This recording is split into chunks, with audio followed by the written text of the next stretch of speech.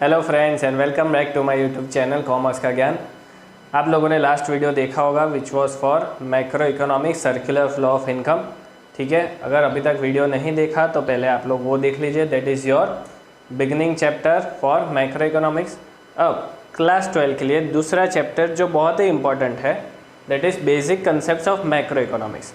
अब ये basic concept of macro economics में हम लोग जो कंसेप्ट पढ़ते हैं that is related to your national income accounting, जो कि आपका नेक्स्ट चैप्टर होने वाला है and which is very much important, क्योंकि नेशनल इनकम का आपको एक एग्जांपल आने ही वाला है एग्जाम में जो 6 मार्क के लिए होगा, और वो एग्जांपल आपको सॉल्व करना है, जिसके लिए आपको बेसिक कंसेप्ट पहले पता होना चाहिए।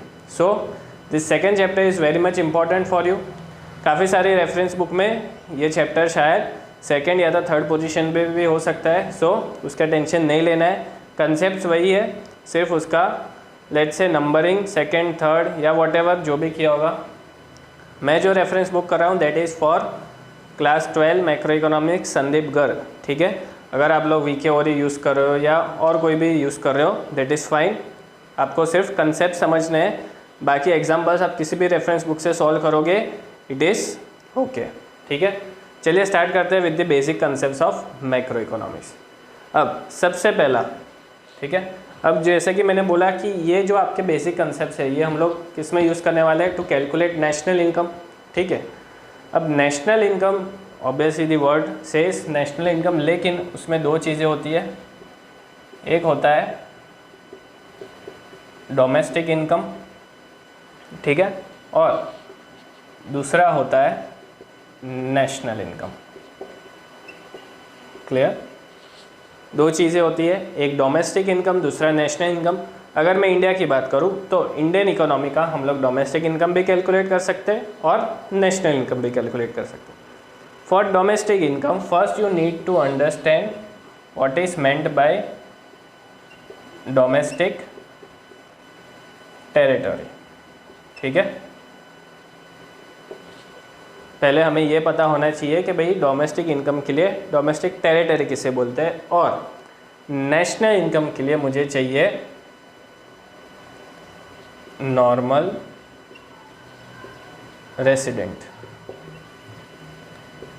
नेशनल इनकम के लिए मुझे चाहिए नॉर्मल रेसिडेंट। ठीक है, तो जैसे कि मैंने बोला कि हमारा जो नेक्स्ट चैप्टर है मेजरमेंट ऑफ नेशनल इनकम, जिसमें हम लोग how to calculate national income, उसकी जो मेथड्स है वो स्टडी करेंगे। उसके लिए ये सारे बेसिक कंसेप्ट्स बहुत ही इंपॉर्टेंट है समझने के लिए। So to distinguish between national income and domestic income, सबसे पहले मुझे ये बेसिक कंसेप्ट पता होना चाहिए कि डोमेस्टिक टेरिटरी क्या है और नॉर्मल रेसिडेंट किसे बोलते हैं। क्लियर?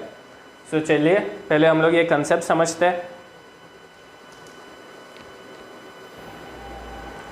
चलिए डोमेस्टिक टेरिटरी से स्टार्ट करते हैं। डोमेस्टिक टेरिटरी अगर मैं लेमैन लैंग्वेज में बात करूं, ठीक है, कि भैया इंडिया की डोमेस्टिक टेरिटरी क्या हो सकती है, so I am talking about basically political boundaries.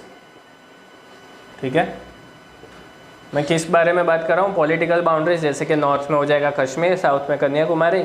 So these are our political boundaries जो हमने पहले से डिफाइन किया हुआ है। ठीक है, सो कोई भी लेमैन के लिए domestic territory is always political boundaries. Clear? लेकिन इकोनॉमिक्स पॉइंट ऑफ व्यू से मुझे क्या चाहिए, डोमेस्टिक टेरिटरी में there are certain elements also which are known as economic territory. ठीक है, इसको हम लोग टर्म यूज़ करते हैं इकोनॉमिक टेरिटरी। क्लियर? सो हमें यह समझना होगा कि इन दोनों में डिफरेंस क्या है। सो डोमेस्टिक टेरिटरी से मुझे क्या पता चलेगा, डोमेस्टिक इनकम मुझे कैलकुलेट करना हो then it will get easier. So basically domestic income क्या है, अब हमें पता चलता है कि जो भी इनकम आपके डोमेस्टिक टेरिटरी में जनरेट हुई है, या तो within your boundaries of domestic territory, that will be treated as domestic income and it is measured over a period of 1 year. Clear? So political boundaries आ गई, domestic territory मतलब कि political boundaries, लेकिन उसके अलावा भी बहुत सारी चीज़ें आती है, जैसे कि ships and aircrafts. Ships and aircrafts. ठीक है, अब शिप्स कैसी चीज़ है, जैसे कि इंडियन शिप्स है, राइट। अब वो ट्रैवल करेंगी, राइट, वो लंदन जाएंगे, यूएस जाएंगे, यूके जाएंगे, ठीक है। सो शिप तो ऑब्वियसली ट्रैवल करती है, लेकिन उसमें से जो इनकम हो रही है generate, that will be treated as domestic income of India, right, because it is considered within the domestic territory, ठीक है, चाहे वो भले बॉर्डर क्रॉस करके इंटरनेशनल वाटर्स में भी जाए। सेम इज़ विद एयरक्राफ्ट, मान लीजिए एयर इंडिया का एयरप्लेन है, ठीक है, वो इंडिया से यूएस ट्रैवल कर रहा है, लेकिन उसमें से जो भी एयरफेयर होगा या तो जो भी इनकम होगी, it will be treated as domestic income of India. वैसे ही फ्लोटिंग वेसल्स, ठीक है, floating vessels, oil rigs, right, यहाँ पर मैंने ब्रैकेट में लिखा है ONGC, ठीक है।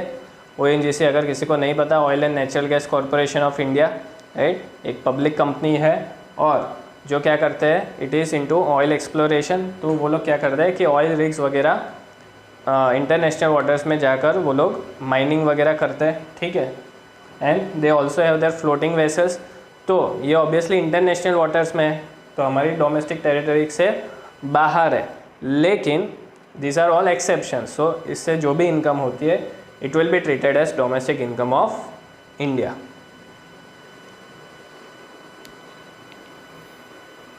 ठीक है। उसके बाद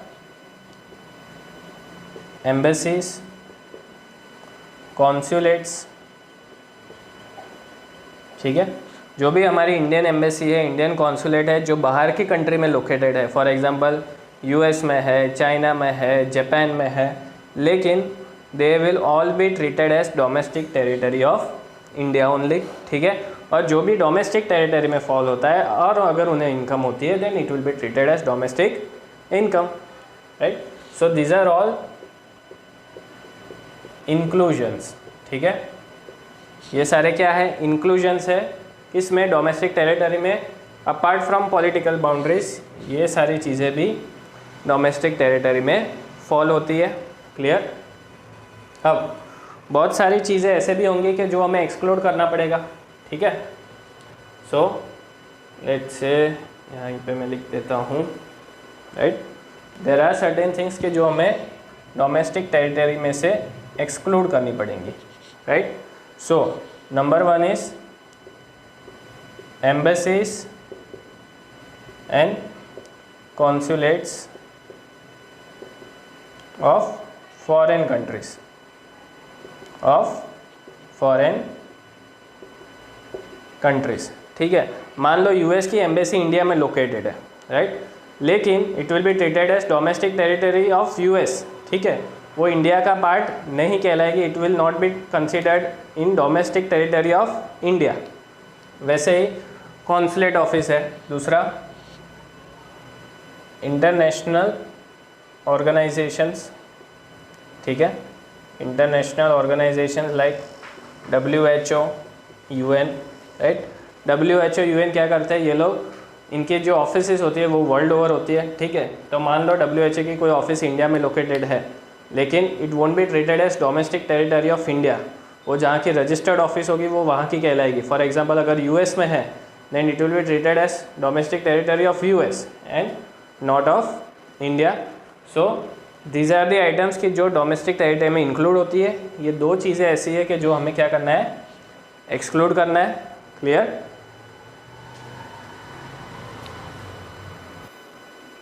चलिए नेक्स्ट जो हमारा कंसेप्ट है that is of normal residents. अब नॉर्मल रेसिडेंट हम लोग किसको बोलते हैं। अब सबसे इम्पॉर्टेंट चीज़ कि नॉर्मल रेसिडेंट में आपको इंडिविजुअल और इंस्टीट्यूशन दोनों को इंक्लूड करना है, ठीक है। ऐसा नहीं कि वर्ड रेसिडेंट है मतलब कि कोई इंडिविजुअली कवर होगा। नॉर्मल रेसिडेंट में इंडिविजुअल भी आएंगे और इंस्टीट्यूशंस भी कवर करते हैं।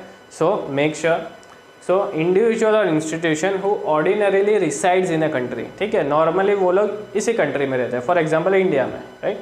तो अगर कोई रेसिडेंट है कि जो आपको ज़्यादातर इंडिया में ही देखने को मिलता है, एंड हुज इकोनॉमिक इंटरेस्ट, अब इकोनॉमिक इंटरेस्ट मतलब क्या, अर्निंग, स्पेंडिंग, एक्यूमुलेशन, ठीक है। एक्यूमुलेशन इन द सेंस कि आप लोग पैसा यहीं पे कमा रहे हो, ठीक है, एक्यूमुलेट करना, यहीं पे इन्वेस्ट भी कर रहे हो, right. So you are earning in India, spending in India, and you are accumulating your capital in India, right? Also lies in that country, अगर मैं इंडिया की बात कर रहा हूँ, देन द पर्सन और institution will be considered as a normal resident. Clear? क्या होगा? इंडिविजुअल या तो इंस्टीट्यूशन जो भैया इंडिया में ही रहता है ज़्यादातर, और जिसका इकोनॉमिक इंटरेस्ट, अगर मैं बोलूँ ये पैसा भी इंडिया में ही उड़ाता है और कमाता भी इंडिया में है, देन ही और शी और the institution will be considered as a normal resident. अब यहाँ पे भी कुछ एक्सेप्शंस है, देयर आर सर्टेन एक्सक्लूजन्स। ठीक है, ये ऐसे लोग हैं जिसे हमें नॉर्मल रेसिडेंट ट्रीट नहीं करना है। सबसे पहला फॉरेन टूरिस्ट। भैया फॉरेन टूरिस्ट तो इंडिया का नहीं कहलाएगा, क्योंकि वो तो आएगा घूमने के लिए और फिर चला जाएगा। सिमिलरली इस with foreign tourist for medical tourism. ठीक है, काफ़ी सारे मेडिकल टूरिज़्म के लिए भी इंडिया वगैरह विज़िट करते हैं, और जैसे ही उनका मेडिकल ट्रीटमेंट ख़त्म होता है वो लोग चले जाते हैं। In that case they won't be considered as normal residents of India, वो अपनी कंट्री के ही नॉर्मल रेसिडेंट्स कहलाएंगे। ठीक है। Second, staff of foreign embassy. ठीक है, staff of foreign embassies.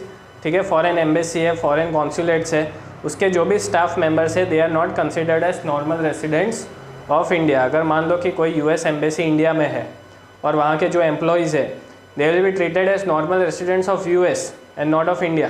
Clear?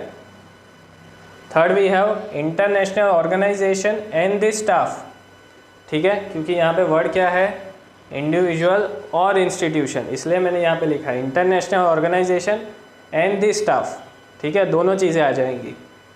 WHO हो गया, UN हो गया, यूनाइटेड नेशंस, राइट, इनके इंस्टीट्यूशंस यहाँ पे होते हैं, लेकिन they are not considered as normal residents in the country from which they operate.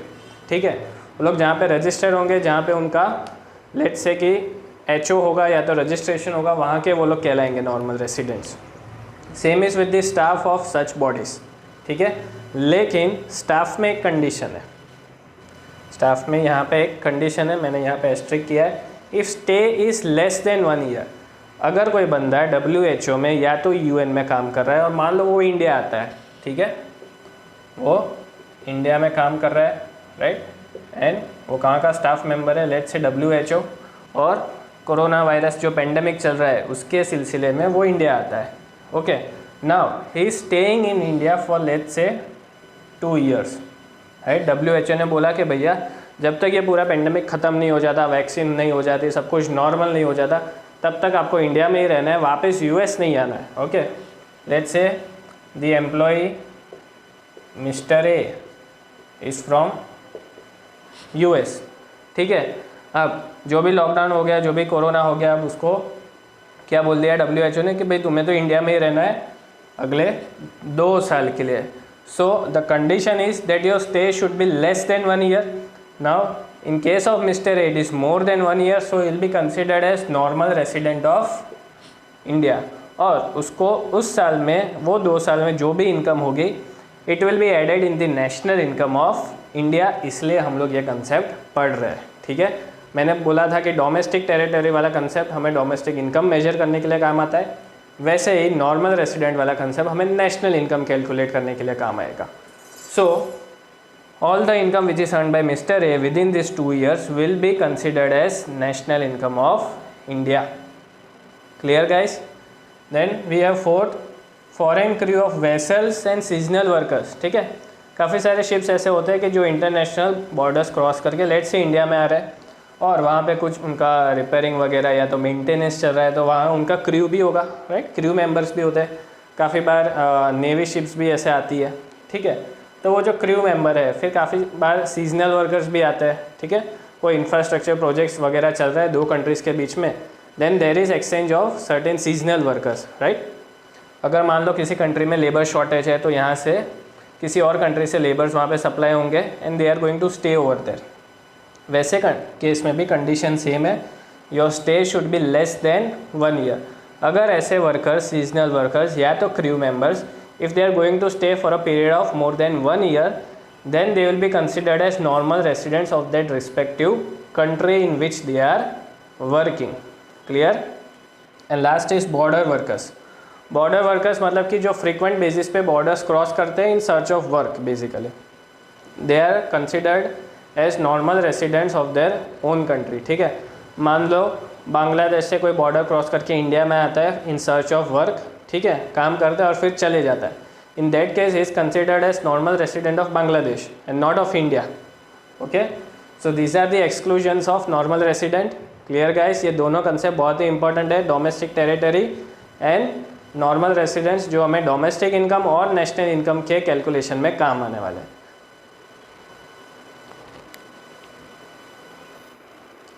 चलिए फ्रेंड्स, आई एम श्योर अब आपको डोमेस्टिक टेरिटरी और नॉर्मल रेसिडेंट का डेफिनेशन क्लियर है, वो कंसेप्ट भी क्लियर है।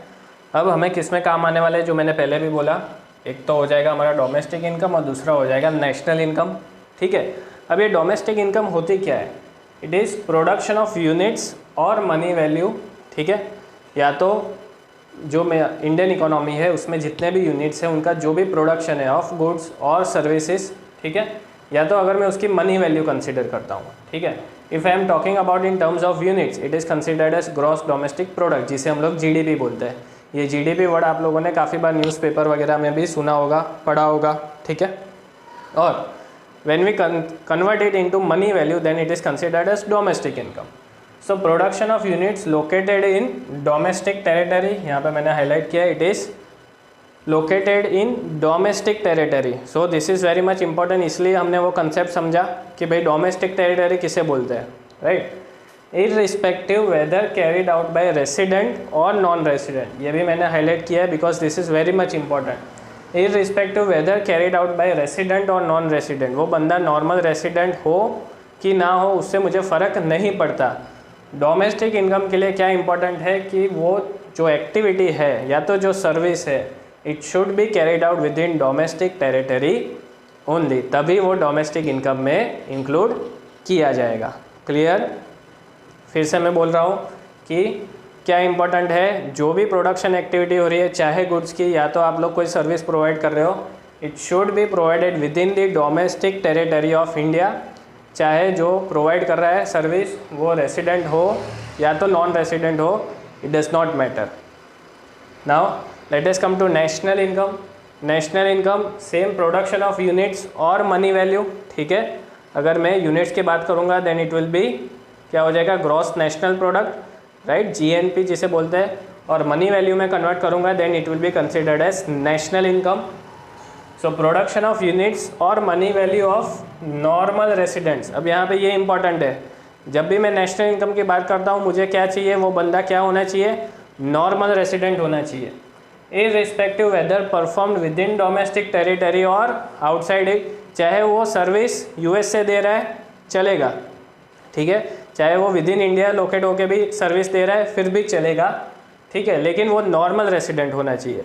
नॉर्मल रेसिडेंट मतलब कि वो ordinarily stays in that country, for example India, and उस economic interest that is spending, accumulation, generation, right, all this activities are also carried out in that country that is India, तो उसे हम लोग normal resident बोलते हैं। So national income में ये बहुत ज़रूरी है, right. The production of units or the provision of service should be carried out only by the normal resident। ठीक है, चाहे वो डोमेस्टिक टेरिटरी में हो कि ना हो, right, whether perform within domestic territory और आउटसाइड इट। क्लियर? मैं प्रोडक्शन ऑफ गुड्स करता हूँ, ठीक है, लेट से मेरी कोई फैक्ट्री है लेकिन मैं तो यूएस में बैठा हूँ, और for example I am a normal resident of, ठीक है, मैं नॉर्मल रेसिडेंट तो इंडिया में हूँ लेकिन अभी के लिए मैं यूएस में हूँ, ठीक है, तो वहाँ से जो भी प्रोडक्शन एक्टिविटीज़ मैंने कैरी आउट की है it will still be considered as normal, और let's say it will be included in the national income of India. Clear? So domestic income के लिए क्या ध्यान रखना है, it should be within the domestic territory, और national income में क्या ध्यान रखना है, it should be provided by the normal resident only. ठीक है, जो भी एक्टिविटीज़ होगी अगर वो नॉर्मल रेसिडेंट ने प्रोवाइड किया है तो आंख बंद करके उसको नेशनल इनकम ऑफ इंडिया में इंक्लूड कर देना है। ठीक है, वैसे ही डोमेस्टिक इनकम में अगर जो भी इनकम है या तो जो भी प्रोडक्शन है वो डोमेस्टिक टेरिटरी में जनरेट हो रही है, ठीक है, देन आपको उसको इंडिया की डोमेस्टिक इनकम में इंक्लूड कर देना है। I hope guys you are clear with the basic concept of domestic territory and normal resident. And again जो हमने पढ़ा domestic income and national income. Video का कंटेंट अच्छा लगा हो तो ज़रूर उसे लाइक करें, शेयर करें और कमेंट बॉक्स में जाकर कमेंट ज़रूर करिएगा। ये सारी चीज़ें मेरे लिए भी इतनी इम्पॉर्टेंट है, ठीक है। आपका जितना सपोर्ट मिलता रहेगा, आपका प्यार जितना मिलता रहेगा, उतने ज़्यादा वीडियोस अपलोड होते रहेंगे। सो कीप लाइक करते रहे, शेयर करते रहे और फ्रेंड्स को बोलिए कि ज़्यादा से ज़्यादा कॉमर्स का ज्ञान चैनल को सब्सक्राइब करें। Thank you.